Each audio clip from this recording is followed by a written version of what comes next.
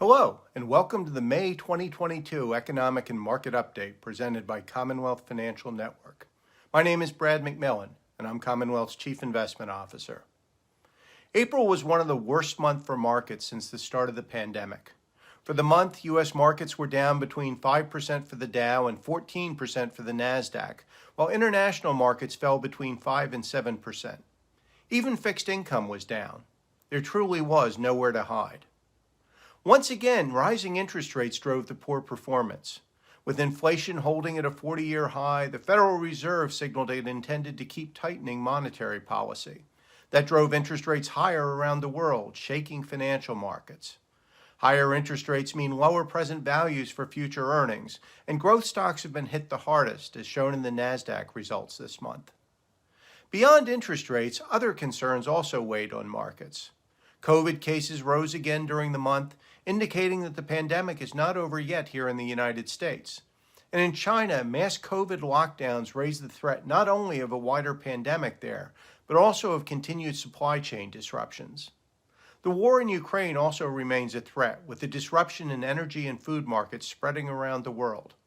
April saw substantially higher uncertainty in almost every area, and that certainly pulled markets back.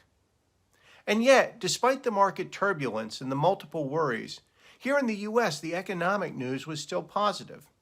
Hiring remained strong, supporting consumer confidence and spending growth, and business confidence and investment remained healthy as well. The economy continues to weather the storm of worries, and although there are some signs of slowing, the momentum so far continues to carry us along. Looking forward, the question is whether that will continue. One worry is that the recent report that the economy contracted in the first quarter. While true, that contraction had more to do with imports and exports, and less with the fundamentals of jobs and wages, which remain solid. This should be a one-time hit. Another worry is the medical side, and while we do see an increase in infections, with current high levels of immunity, any damage should be limited.